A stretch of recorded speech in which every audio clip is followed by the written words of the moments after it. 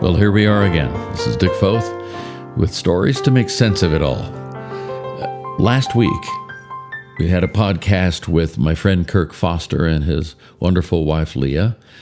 Airborne Ranger, United States Army, deployed, I think, 20 times over these last years. I've known him since he was 23. He's now 37.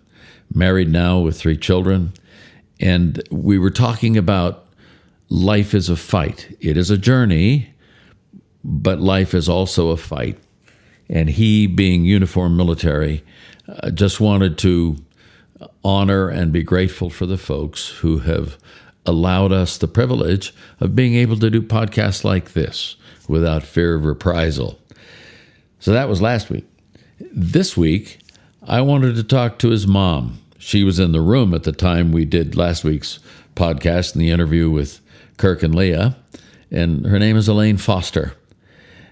When I think of moms, I automatically go to my own, of course, who passed away a number of years ago at the age of 100.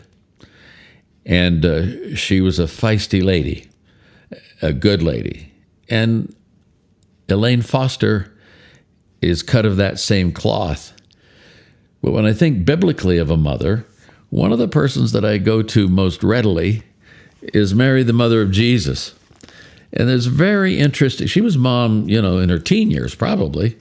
And there's a very interesting story and account of Mary and Joseph taking Jesus for Passover up from Nazareth to Jerusalem. Whole village, I'm sure, was going. Tens of thousands of people are there in the city. He's 12 years old. And they lose him. I don't blame them, really. I don't think it's too tough to lose a 12-year-old in a very interesting place. But they didn't realize they had lost him for a couple of days until they were on their way home, and they went back and found him. And this was the account. This is found in Luke's Gospel, verse 43. After the festival was over, while his parents were returning home, the boy Jesus stayed behind in Jerusalem. But they were unaware of it. Thinking he was in their company, they traveled on for a day. Then they began looking for him among their relatives and friends. When they did not find him, they went back to Jerusalem to look for him. After 3 days, they found him in the temple courts, sitting among the teachers, listening to them and asking them questions. You say, why did it take 3 days? This is Foth. Why did it take 3 days? Well, you're looking for him down by the creek. You're looking for him if they had anything like a soccer field. But not the temple, but there he is. Everyone who heard him was amazed, because after 3 days they found him in the temple court, sitting among the teachers, listening to them and asking them questions. When his parents saw him, they were astonished. His mother said to him, and you can create your own tone for this if you're a mom, "Son, why have you treated us like this? Your father and I have been anxiously searching for you." "Why are you searching for me?" he asked. "Didn't you know I had to be in my Father's house," capital F. But they did not understand what he was saying to them. Then he went down to Nazareth with them and was obedient to them. But his mother treasured all these things in her heart. And Jesus grew in wisdom and stature and in favor with God and man. Moms ponder a lot of things in their heart. Moms think about us children in ways that probably we fathers don't think about them. And it's that intensity and that intimate nurturing that really is a profound thing. So, last week I spoke to 2 warriors, as I put it, both Kirk, who went literally into battle, and Leah, who stayed at home with her own fights to fight and fight through some things. And then there's the mom, who also is a warrior in her own right. And I say that not just because she is a mother by gifting, but in her professional life, she is a teacher by calling. She teaches little people. And I want to start there. I asked Elaine, when did you know you were a teacher or wanted to be?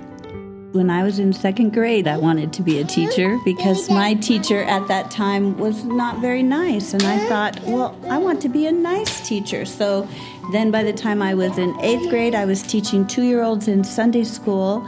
And then I went to university to get my teaching degree, and I got done as quickly there as I could because that wasn't where I wanted to be. I wanted to be in my own classroom. So let me just jump in here. So here's G.I. Joe over here, who knows he wants to be a soldier when he's a kid.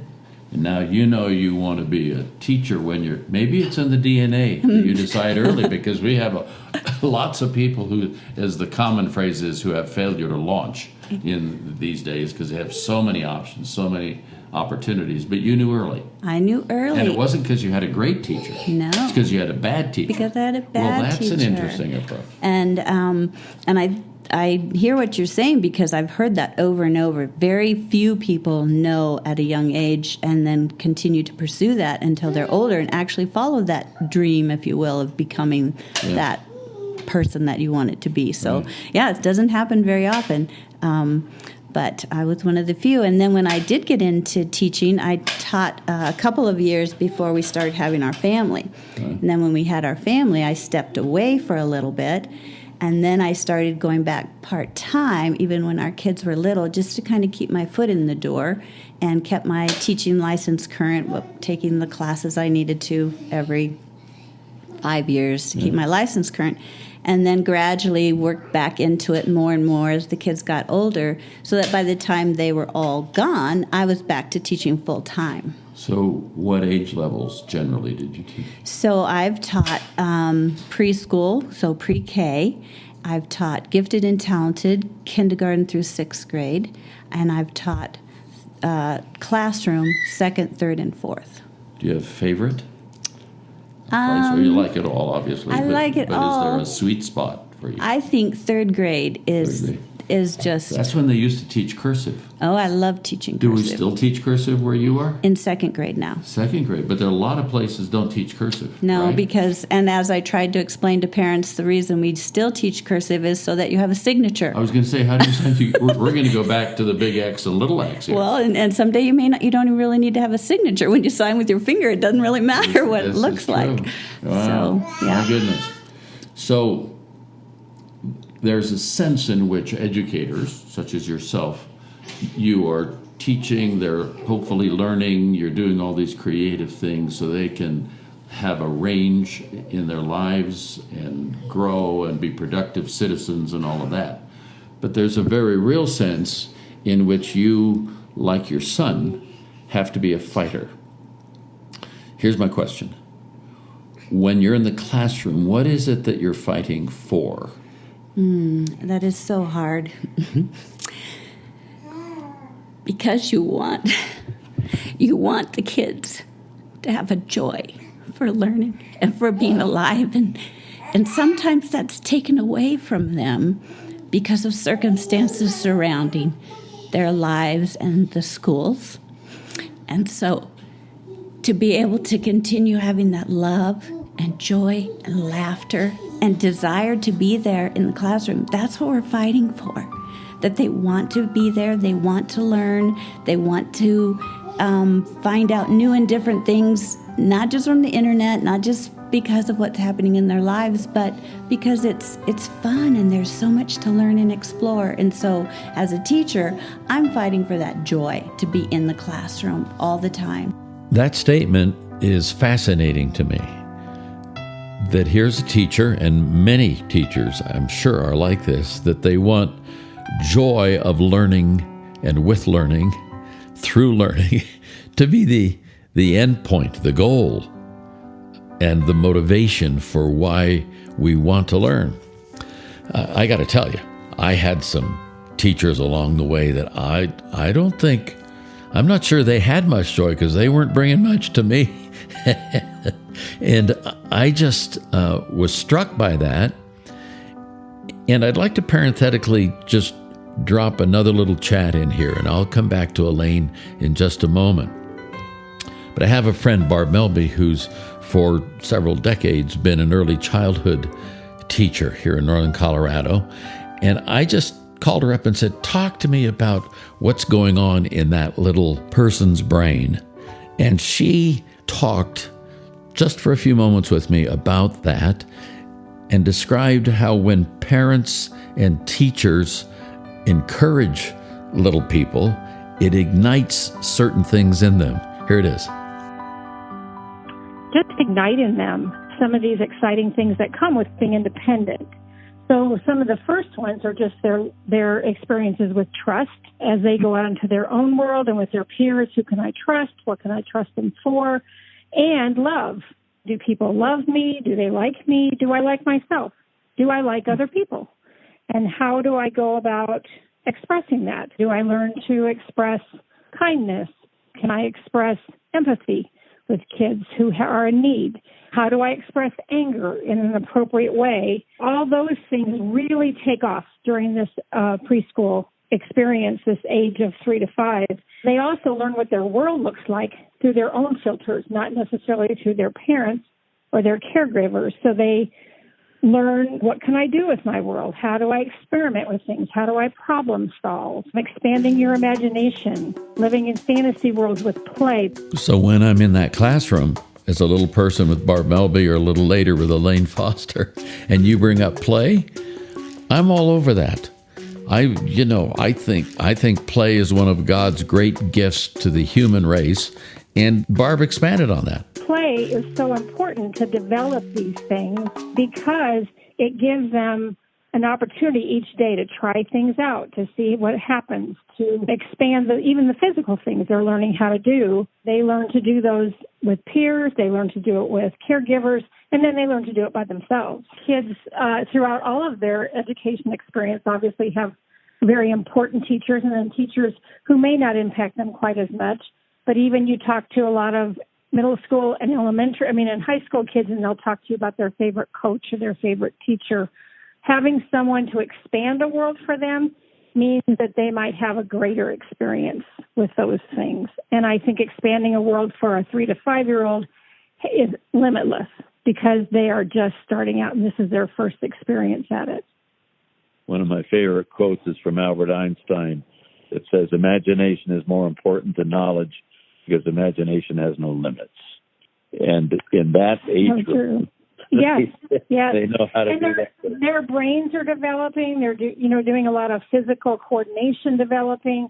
So all those things are laid upon that foundation of self-confidence, their own delight in learning, their excitement about seeing new things happen. All those things, as they're opened up to them, encourage them to have a greater imagination, to actually develop skills that will be their reading and their math and their science skills, figuring out how to solve problems, things like that. If that's a joy to them, then they're, sky's the limit. There's that joy word again. Teachers are, like Elaine Foster and Barb Melby, are bringers of joy. Joy seems to be the operative word, that set of wings that allows the sky to be the limit. I had another conversation, and again, we live in a time when our nation is convulsing at certain levels and for significant reasons. And I'm trying to get my mind around that, much like you might be. But I talked to a friend who lives in Washington, D.C., and she's a professor, so she's not early childhood. She's up in graduate education. She's been teaching law at the University of Virginia, and she is now the dean-elect, if I can use it that way.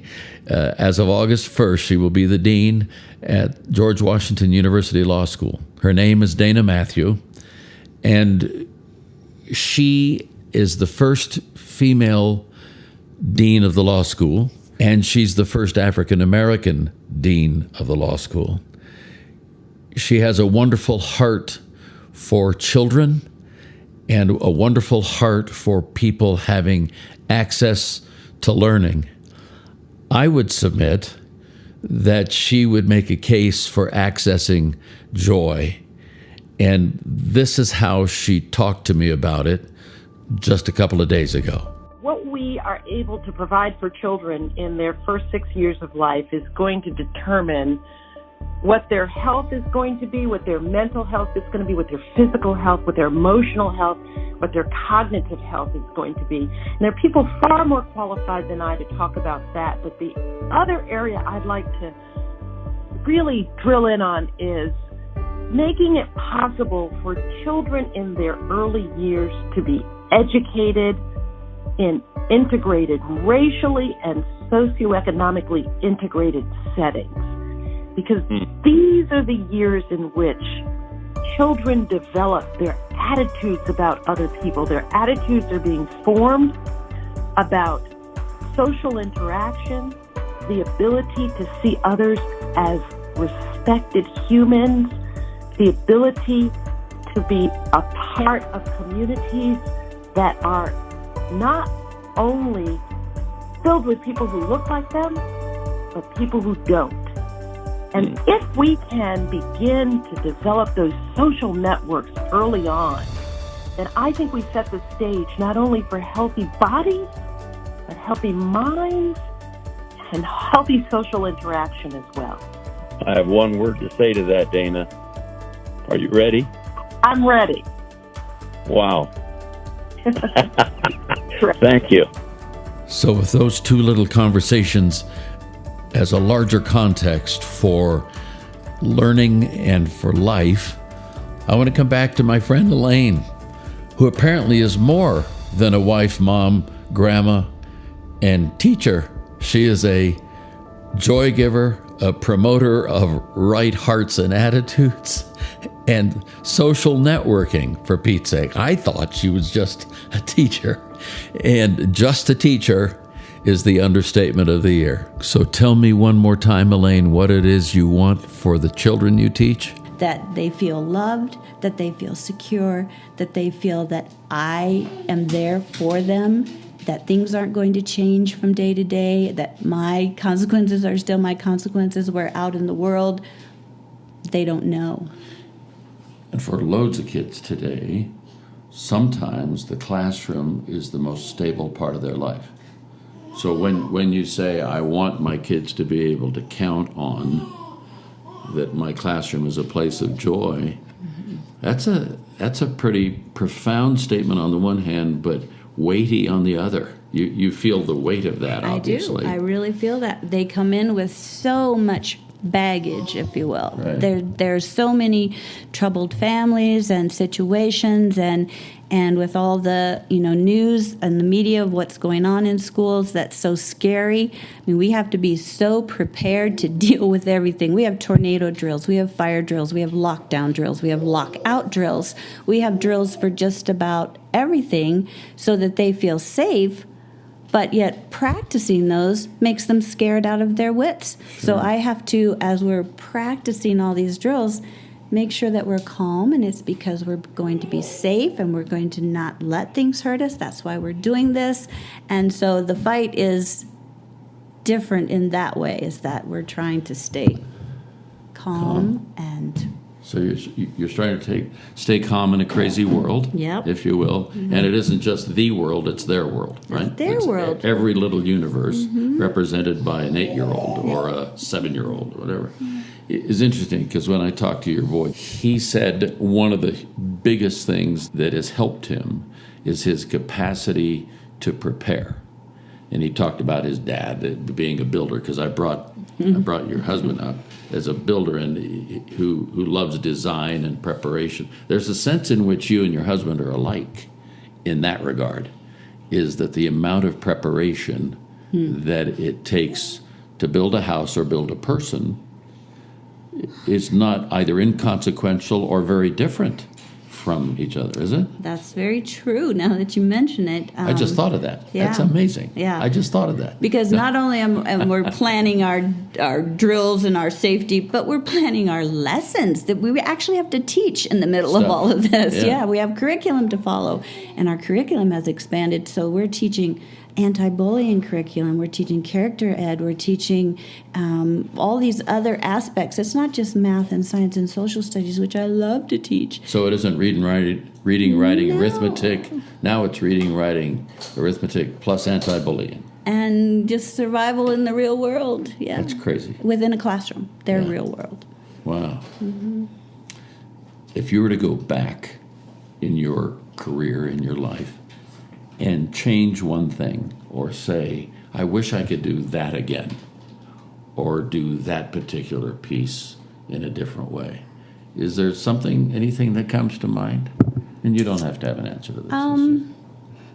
The only thing that really comes to mind is I loved having my kids at home, and I was always sad when school started.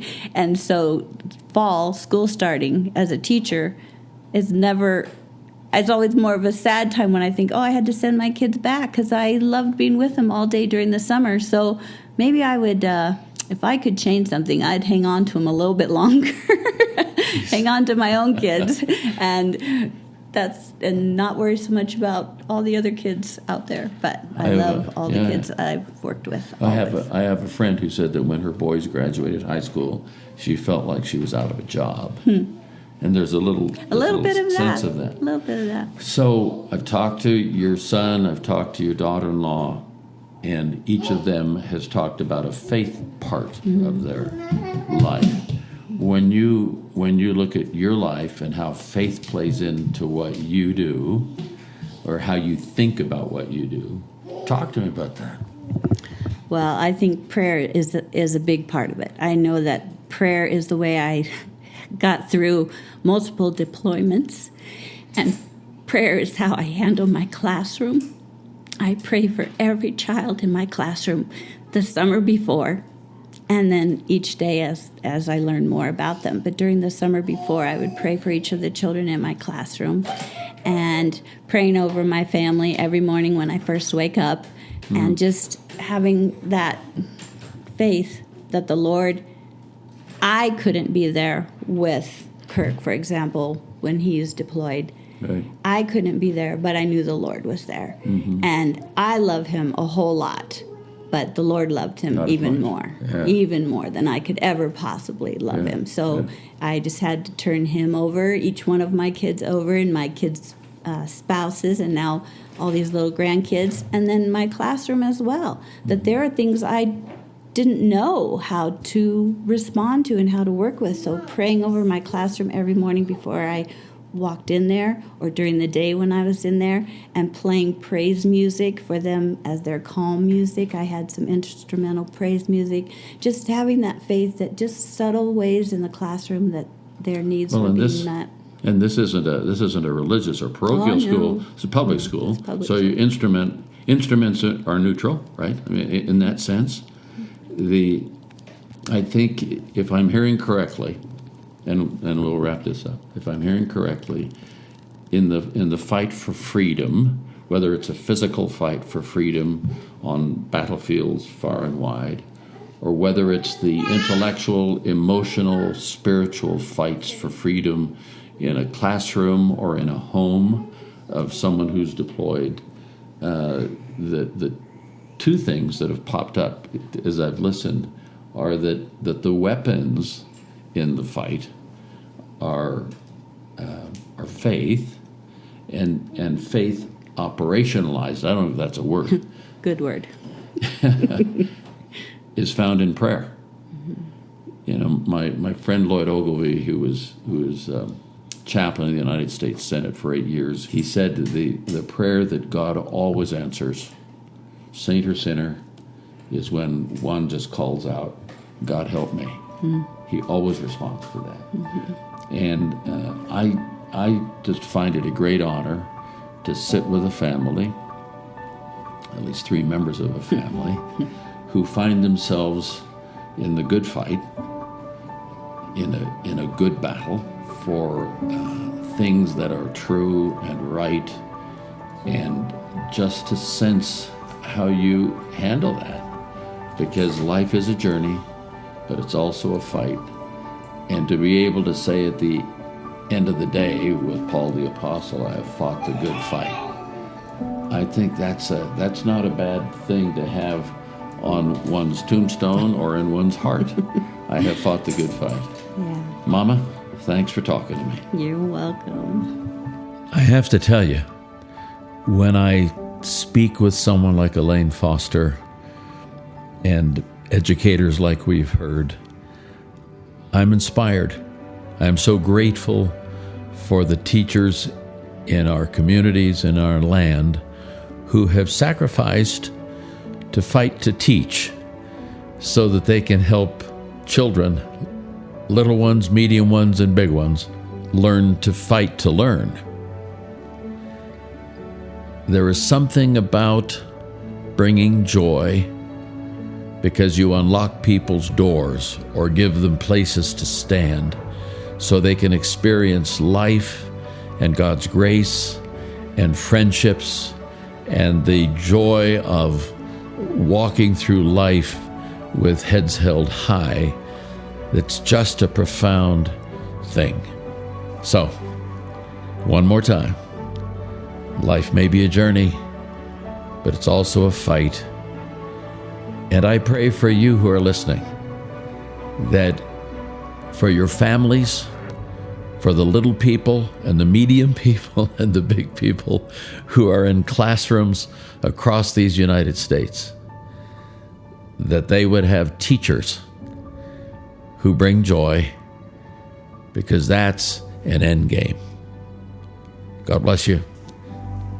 Catch you next week when we'll hopefully have more stories to make sense of it all.